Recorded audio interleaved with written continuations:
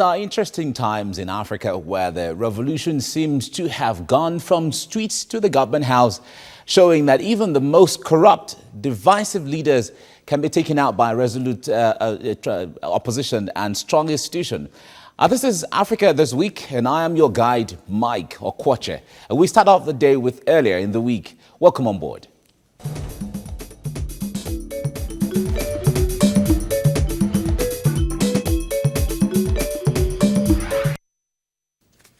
Let's begin right away. On Monday, protesters clashed with police in Guinea's capital city, Conakry, as tensions rise between opposition and government supporters and the country awaits local election results. Opposition protesters in the suburb of the capital threw stones at security forces, who responded by firing tear gas and warning shots. Now, anti-government sentiments have fueled after a long-delayed local election for mayors and neighborhood chiefs took place last week. Les précisions s'imposent. It is important to explain. 1. The Electoral Commission does not have all the results of the municipal poll yet. 2. Some results have not yet arrived at our commission. Here are the National Independent Electoral Commission. 3. Some ballot sheets have been challenged and are before the judges in some constituencies. It is imperative that statutory jurisdiction clears the challenges before any announcements.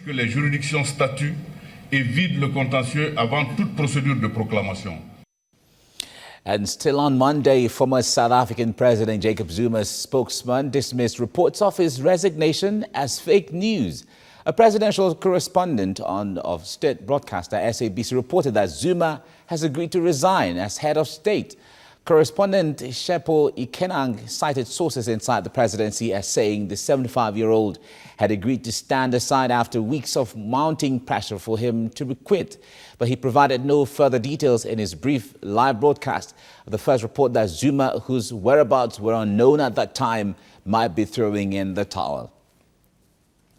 But we have now seen how things have played out. Now, on Tuesday, the Borno State Command of the Nigerian Police said news making the rounds that 10 women reported to be wives of policewomen or policemen and released by Boko Haram was not true.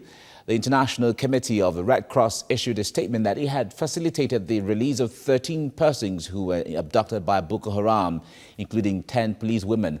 But the State Commissioner of Police, Damian Chukwu, said that the command had not recorded such a case. He said in a press briefing in Maiduguri that the 10 women released by the group were not policewomen, but that based on the command's checks, only one of them was a female inspector. And moving on to the next day, on Wednesday, the World Bank approved $611 million to support Nigeria's government in tackling the rising statistics of out-of-school children, who are currently put at about 10.5 million. The exercise is expected to run across the 36 states and the Federal Capital Territory. This step by the World Bank is to support the federal government and state governments in their efforts to foster inclusion in education, which is in consonance with the Economic Recovery and Growth Plan of the federal government. The funds will be provided through the Better Education Service Delivery for All program, aimed at bringing out-of-school children into the classrooms. And still on Wednesday, former South African President Jacob Zuma responded to calls for him to resign, saying he needs to be furnished with more information on what he has done. I need to be furnished on what I've done. Unfortunately, no one has been able to provide what is it that I've done. Some of the leaders, as they've been talking in the media, and they repeated in that meeting that we don't need two centers of power. And that's not a reason, because there are no two centers of power. We're spending more time discussing Zuma must go. I don't understand why. Meanwhile, the ANC unveiled plans to sack Zuma via parliamentary no-confidence vote. We've asked the Chief Whip to proceed with the motion of no confidence tomorrow in Parliament. If the presiding officers can feature that in, so that President Zuma is then removed so that we can proceed to elect President Ramaphosa as the President of the Republic, so that he's able to deliver the State of the Nation address, possibly before the budget speech next Wednesday, but I will leave that to the presiding officers because it's clear that the time is now congested. What provision are we using in the Constitution to elect a president? The very same provisions that are used every day to elect a president. Are we not using Section 90? Section 90 is when you have not had an opportunity to elect a president, then the deputy acts as president or any member of cabinet, alternatively even the speaker. So we are saying let's move fast and with certainty in electing a president as the Constitution of the Republic allows us to, and in terms of the Constitution of the Republic. And then on Thursday, the big one happened. Cyril Ramaphosa was sworn in as South Africa's new president. Many South Africans look towards him to help tackle the big issues the country faces. Addressing Parliament for the first time as president, Ramaphosa vowed to deal with the issue of corruption. I'd like to thank all the members of this assembly. I thank you for the honor that you bestow on me by electing me to this position. I truly feel humbled to have been given this great privilege of being able to serve our people. I also want to extend my gratitude to leaders of political parties who are here, as well as the media. This, for me, is a truly humbling occasion. And I will do all this as a servant of our people, because I do believe that when one is elected in this type of position, you basically become a servant of the people of South Africa. And I'll seek to execute that task with humility, faithfulness, and with dignity as well.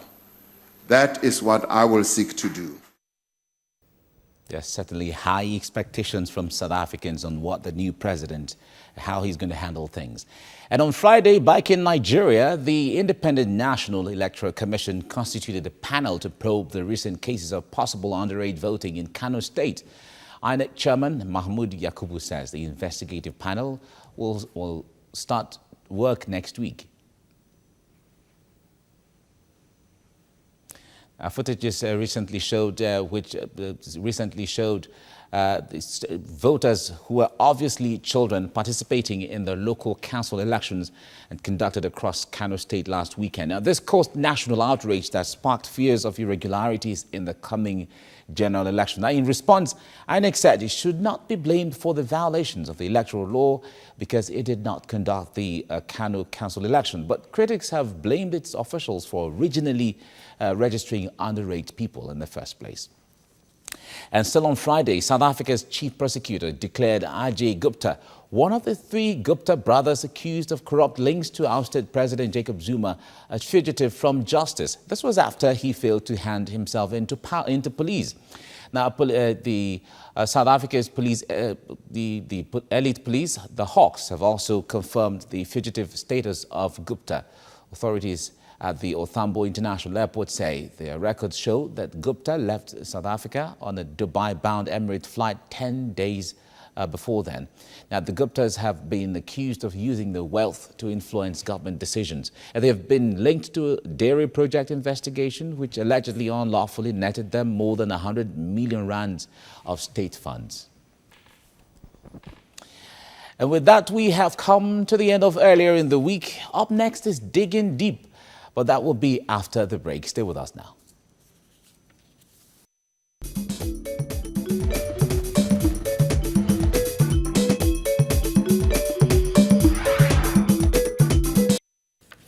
All All right, welcome back to Africa This Week. In a continent of strong men and weak institutions, the last few decades have seen an evolution of politics across Africa where the bulk of the problem with the development falls on leadership.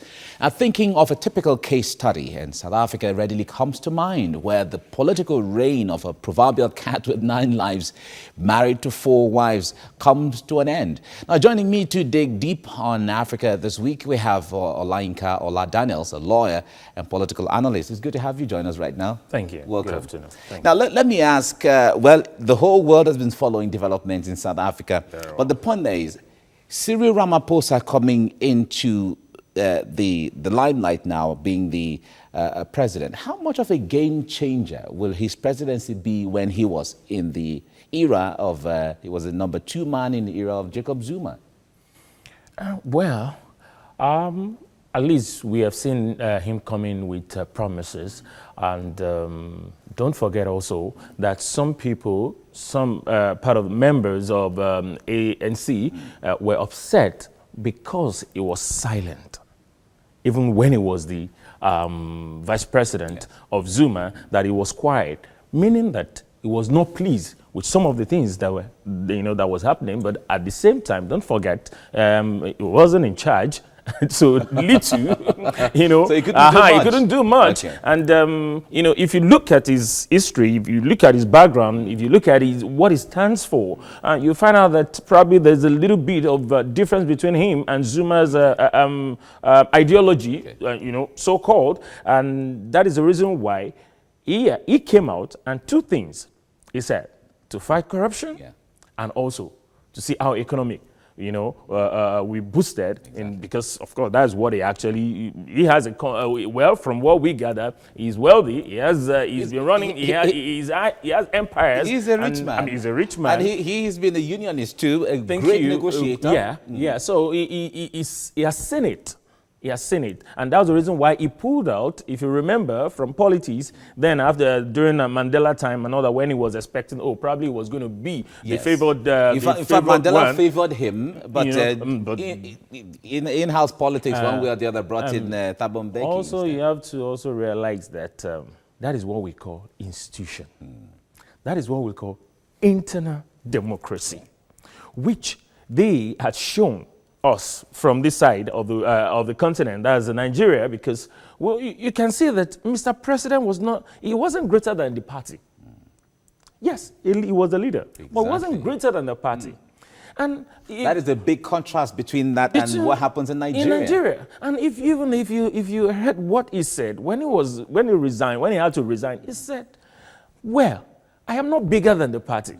In fact, he didn't allow the party to say that. He came out to tell the country that I'm not bigger than the party, and this is the decision of the party. There's nothing he can do. It's just one person. So there's an institution, meaning that the party has an internal democracy, which they all agree, because it's either he resign or he faced the no confidence vote, which is more disgraceful, and it was wise, and well, he had to succumb to the party's decision. All right, now, in one of the clips earlier that we played, Zuma was saying, they've not told me what I've done. I don't even know what I did. Now, we know that the Nkandla scandal of his homestead is there, staring everyone in the face. The Gupta family influence, which everyone has accused him, is there. There are other, corruption cases. He has about 800 plus cases against him in court and all of that, and he still say he doesn't know what he has done. So in this case, would you say it's just politics, or it's just about him being disconnected with the realities of what's going on in South Africa? Well, he has just come to show us the Africa in him, because that is what we do at this side of the continent. We never hold on, even when it's so glaring, even when it comes to our face. We never hold on to say, okay, this is where I goofed. No, we still come to bring in excuses upon excuses. For like 4 years, this has been on. There's no, even that child on the street knows. He knows the allegations against you. Even if you've not been found culpable, even if no court has, declare you guilty, but it's glaring. So you don't come to ask.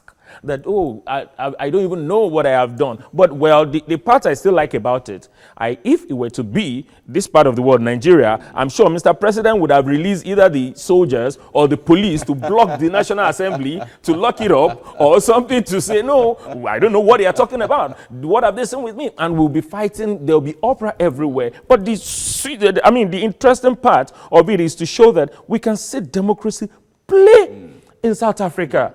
Yes, they've not told me, but, well, I am not bigger than the party. I have to excuse the party because now they had to come in to say the party comes first. You know, even in leading, the power is there. Everything is there. But they said, come, if I go on, our party may lose this seat, and we may never. Of course, they have oppositions there. Exactly. Who are, in fact, one of them even walked out because they are waiting to even say, no, we want another. But of course, the ANC dominate the House, so there's nothing they can do about that. House, so that's the reason why they have to be wise about it, and Zuma had to give way.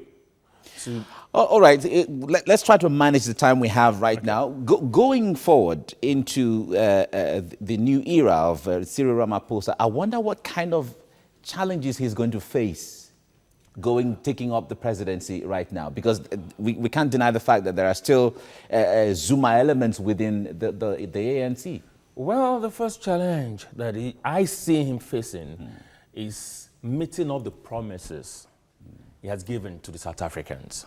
Because there's so much expectation now from South Africans, and they are waiting to say, okay, now you have told us. They are happy. They want to hear what he just told them. So now the first challenge is for him to meet up that. 2, already Zuma had his own people, but guess what the party said, the ANC said? We know that some people are aggrieved. What we will do, we go to all local parties and talk to them and let them see reason why this has to happen. It is not in Nigeria where you find out that they should go to hell. And you see that they are still trying to work things out. So that may be the second challenge. But if the party, from the way the party is going, that may not really be a tough challenge for him to work with Zuma's loyalists, because we can all see. Now, that is 2. 3, well, the third challenge is to see how he's going to fight this corruption. I was in South Africa, and when you talk about corruption, I can't see whether Nigeria is the worst or South Africa is the worst. As in, to everybody in South Africa, to their security, whatever, even at the airport, everybody wants to collect money. So I don't know which one is worse between Nigeria and South Africa. So he has a lot of work to do. That's the reason. That is what I see as challenges to him when he's coming in to clear all that, to flush all that. He has a lot of work to economy. And okay, well, he came in and we saw what happened to the rand. We saw how it went up a bit. Well, we hope that with this, if it can move on with this speed, also don't forget that there's confidence in the people for him. Now, the confidence people have in him, I hope and I pray that it will work on the wheel of that confidence also to work and fulfill his promises. All right. Now, the point, the 2019 election is coming for the general election in South Africa. Yes. We have seen in the last municipal elections that the opposition parties were gaining grounds at the grassroots and all of that. Now, Zuma was becoming a liability, so to say, to the political party. But now that he's no longer there, will the presence of Ramaphosa necessarily enhance the popularity of the ANC before the next election? I see it happening, and I see his popularity salvaging the situation, and that is the reason why ANC was wise enough to say, Mr. Zuma, you need to go this time. It was a strategy for 2019. For 2019, thank you. You need to go. This man is a very popular man. People love him. I think we need him to bring other people together, people that we have even lost in the process of all this mess that every time we go to the assembly and there's noise everywhere. Now, this is an opportunity for them. They got the right person to come in to the seat, and you can see everybody applauded it. Everybody is happy with him, and I think it is a chance for them to key into 2019. I'm sure they're going to have 2019. ANC will continue, definitely. It's all right. It's still the Madiba party everyone looks at. Olayinka Ola Daniels, lawyer, political analyst, thank you so much for coming on the program. Well. Thank you very much. Well, that's all for the discussion segment of Dig Deep. Now, it is more of a payback time with former President Jacob Zuma served in his own coin in a country where politics remains an unfolding story of how the opposition can keep a government on its toes and hold leadership accountable. In the end, the biggest lesson for South Africans in all of this is that participating in next year's election will be the most important thing they have done since the end of apartheid, knowing that position belongs to the privileged, but as it is, ultimate power belongs to the people. I've been your guide. Thank you for being there. I am Mike Okwoche. Bye for now.